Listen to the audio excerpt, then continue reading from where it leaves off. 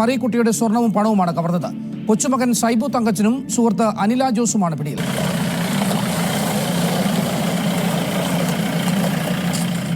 കഴിഞ്ഞ ആഴ്ചയാണ് രാജകുമാരി സ്വദേശി ടോമിയുടെ വീട്ടിൽ നിന്ന് മാതാവ് മറിയക്കുട്ടിയെ കെട്ടിയിട്ട് 24 ഗ്രാം തൂക്കം വരുന്ന ആഭരണങ്ങളും 3000 രൂപയും കവർന്നത്. മറിയക്കുട്ടി മാത്രമാണ് ഈ സമയം വീട്ടിലുണ്ടായിരുന്നത്.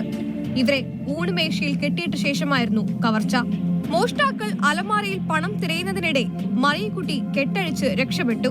മറിയക്കുട്ടിയുടെ പരാതിയിൽ രാജാക്കാട് പോലീസ് നടത്തിയ അന്വേഷണത്തിൽ കോട്ടയം മണർകാട് സ്വദേശിനി സരോജ പിടിയിലായിരുന്നു.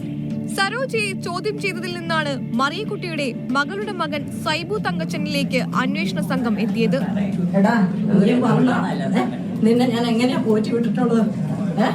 നീ പല കേസ് കുടുങ്ങിയപ്പോഴും നിന്നെ ഞാൻ ആ ഒരു പരിഗണനയെ കണ്ടിട്ടില്ല. നിന്നെ ഞാൻ ചേർത്ത് പിടിച്ചു. നിന്നെ പുറകോട്ട് ആരും ആക്കരുത് നോക്ക്.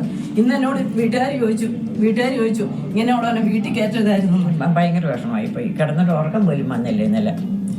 എറണാകുളത്ത് ദൂരെയുള്ള ആൾക്കാരെ കൊണ്ടുവന്ന് നമ്മെ കൊല്ലാൻ വിട്ടപ്പോൾ എന്താ ചെയ്യുന്ന മാനെ 2-3 പ്രാവശ്യം അരിവായിൻ്റെ അടുത്തേക്ക് കൊണ്ട് വെച്ചു. അമ്മ തന്നെയല്ലേ ഉണ്ടായിരുന്നു പിടിച്ച് കെട്ടിയിട്ട്. ഇതുപോലെ അമ്മയ്ക്ക് പ്രതീക്ഷയില്ല ഇങ്ങനെയൊരു സംഭവം ഉണ്ടാവുമെന്ന്.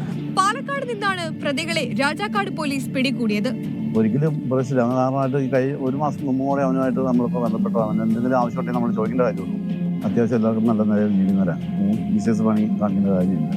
ഇവരെയും അവിടെ എല്ലാവരും നാട്ടിൽ നിന്ന് വന്നവരായതുകൊണ്ട് നമുക്ക് അറിയാൻ പറ്റില്ല. ഈ മണർകാട് ആ ഭാഗങ്ങളൊക്കെ അവരെല്ലാം അവിടെ ഒന്നും ഒന്നെങ്കിലും വന്നതാണ്. അതൊന്നും നമുക്കൊന്നും അറിയാൻ പറ്റില്ല. പ്രതികളെ അടിമാലി കോടതിയിൽ ഹാജരാക്കി റിമാൻഡ് ചെയ്തു. ഇരുവർക്കും പരമാവധി ശിക്ഷ കിട്ടണമെന്നാണ് മറിയക്കുട്ടിയുടെ ആവശ്യം.